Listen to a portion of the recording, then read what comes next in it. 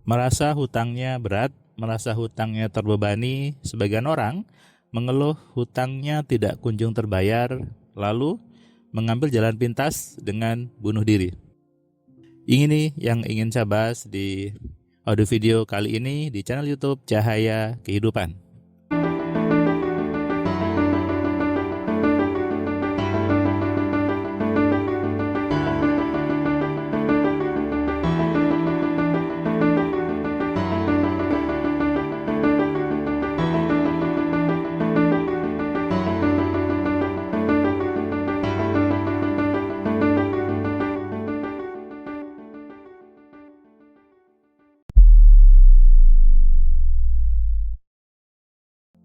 Buat Anda yang baru pertama kali mendengar Cahaya Kehidupan, yang baru pertama kali dihadirkan YouTube, silakan Anda klik tombol subscribe-nya dan Anda bisa nyalakan loncengnya supaya Anda dapat notifikasi setiap ada video baru di Cahaya Kehidupan. Salam kenal sebelumnya, dengan saya Firman Pratama. Anda bisa cari nama saya di Google. Saya menulis banyak buku tentang pikiran. Ada 10 keajaiban pikiran, ada buku Alfa Telepati, ada buku kitab 1 kalimat sugesti, ada kitab kunci penarik rezeki, dan ada buku instan hipnosis. Semuanya membahas tentang kekuatan pikiran dengan benar. Buku-buku saya juga sering menjadi rujukan oleh sebagian orang lain, bahkan ada juga yang dijiplak gitu ya, hanya diganti covernya saja karena terlalu bagusnya bukunya sehingga membuat orang tanda kutip menjiplak dan mengaku-ngaku itu adalah bukunya. Saya juga membuat sebuah formula Alpha Mind Control, ada kelasnya, ada reguler, ada privat, ada platinum. Juga bisa kelas online, tapi untuk sementara kita batasi yang daftar di online karena masih cukup antri gitu ya. Saya juga sebagai seorang dosen, saya juga sebagai seorang konsultan IT, saya juga sebagai pebisnis di beberapa bidang. Saya membuat YouTube ini untuk memberikan sebuah wacana baru, sebuah pencerahan tentang bagaimana hidup dijalani dengan enjoy, dengan senang, dan tentunya dengan happy.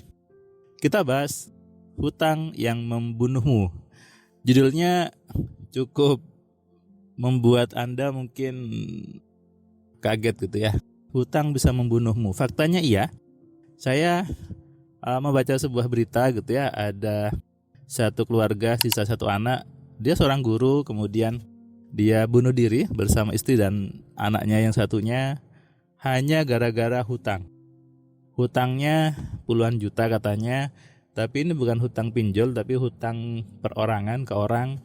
Merasa nggak sanggup bayar, langsung bunuh diri. Ada juga yang lain juga hutang pinjol, hutang lainnya nggak sanggup bayar, lompat dari atas ke bawah. Saya agak miris gitu ya.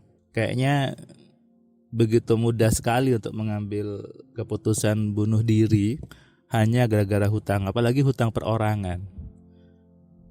Kalau hutang perusahaan mungkin Anda merasa banyak pihak yang dilibatkan. Hutang perorangan itu jauh lebih mudah sebetulnya. Kenapa? Anda hanya orang per orang. Hutang terasa berat, terasa beban ketika Anda menganggapnya berat. Saya ulangi ya, hutang itu terasa berat karena Anda menganggapnya berat. Hutang puluhan juta dengan hutang ratusan juta, dengan hutang miliaran itu sama saja, sama-sama hutang bukan? Yang menjadi persoalan adalah bagaimana Anda memberikan nilai kepada angka-angka itu.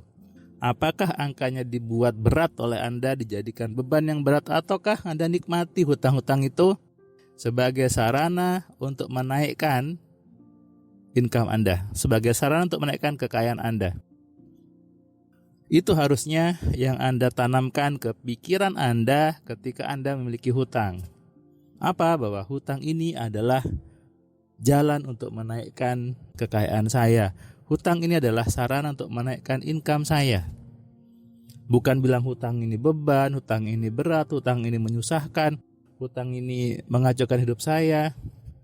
Itu Anda sendiri yang membuat tanggapan itu sebetulnya. Anda yang membuat sendiri persepsi seperti itu. Celakanya, ketika persepsi itu Anda buat, Anda tanamkan, maka itulah yang terjadi di hidup Anda. Itulah yang membuat kejadian seperti itu. Hutang, semua orang ada hutang yang nilainya jutaan, nilainya ratusan ribu, ada yang puluhan juta, ada yang ratusan juta. Yang membedakan adalah yang satu anggapnya berat, yang satu anggapnya ringan-ringan saja. Yang punya hutang miliaran, ratusan juta juga banyak. Tapi mereka bisa tetap dengan enjoy menikmati hidup. Mereka bisa dengan santai menjalaninya. Karena apa? Karena mereka tahu bahwa hutang itu bukan beban. Hutang itu bukan sesuatu yang memberatkan. Tapi hutang itu adalah sarana untuk menarik income lebih tinggi lagi.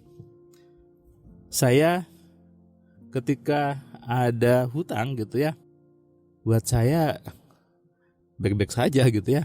Dan ketika hutangnya ada, membuat income lebih gede lagi. Hutangnya lunas, lebih besar lagi income-nya. Tergantung persepsi Anda sebetulnya. Makanya inilah pentingnya membuat sebuah persepsi, membuat sebuah pola pikir tentang hutang yang benar. Kalau ini tidak Anda betulkan dulu, kalau pola pikir Anda masih salah tentang hutang, hutangnya jadi berat dan menarik hutang yang lain. Bukan salah hutangnya, sekali lagi bukan salah hutangnya, apalagi salah banknya gitu ya. No. Anda yang minta tolong ke orang itu untuk dipinjami, bukan? Ya Anda harus membayar. Anda datang ke bank, Anda minta hutang, banknya ngasih bukan? Orangnya ngasih juga kan ke Anda. Terus kenapa ketika Anda dapat, Anda nyalahkan orangnya, nyalahkan banknya? Ini sebuah cara pikir yang salah besar sebetulnya. Harusnya Anda melakukan perubahan di diri Anda, berpikirnya bahwa ya hutang ini baik. Kalau Anda ingin cepat hutangnya lunas, cintai hutangnya, ubah persepsi jelek tentang hutang, dan berpikirlah lebih bebas lagi. Di kelas AMC, saya bertemu sebagian orang yang memang merasa bahwa hutangnya berat. Belajar AMC untuk membuat hutangnya lunas. Kemudian saya mengajari bagaimana berpikirnya, dan saya juga dapat WA bahwa hutang saya sudah lunas Mas Riman, hutang saya sudah mulai terbayarkan. Ternyata betul. Kuncinya adalah berpikir yang benar, berpikir yang mengkayakan. Bukan Tuhan yang membatasi, bukan Tuhan yang menghalangi, bukan Tuhan yang menghukum Anda, juga tidak. Tuhan memberikan semuanya untuk kebaikan diri Anda. Tuhan memberikan semuanya untuk kenikmatan hidup Anda. Tapi hal seperti ini hanya bisa disadari bagi mereka yang mau berpikir, yang mau menggunakan akal pikirannya, yang mau mengenali Tuhannya, mengenali dirinya dengan benar.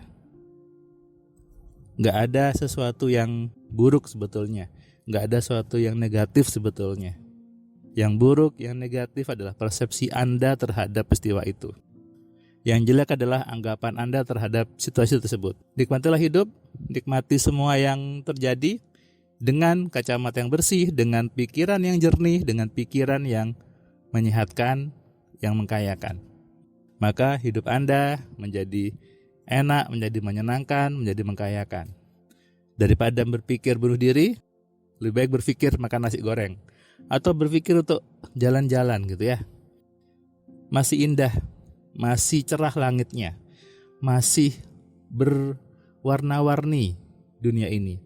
Masih banyak tempat yang belum Anda datangi. Mungkin Anda yang belum pergi ke Mekah, Anda belum pergi ke sana, belum berhaji, belum berumroh. Maka jangan dulu berpikir untuk bunuh diri hanya karena hutang. Hutang Anda masih bisa terlunasi, hutang Anda masih bisa terbayarkan, asalkan Anda benar mengelola pikiran Anda. Sadari ini dan renungkan. Salam sehat, salam kaya, salam cerdas. Dari saya Firman Pratama, Assalamualaikum. Terima kasih buat kalian yang sudah nonton video saya dari awal sampai yang video terakhir. Saya ucapkan terima kasih, dan kamu yang belum subscribe, kamu subscribe ya. Dan kamu bisa share ke banyak orang lainnya.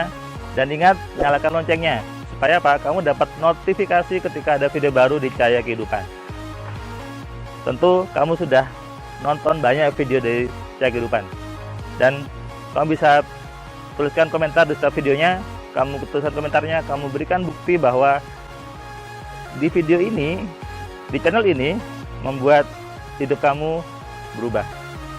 Sehingga kalau kamu ingin hidup kamu berubah, atau kamu ingin teman kamu hidupnya berubah, maka kamu sarankan mereka untuk nonton di Cahaya Kehidupan.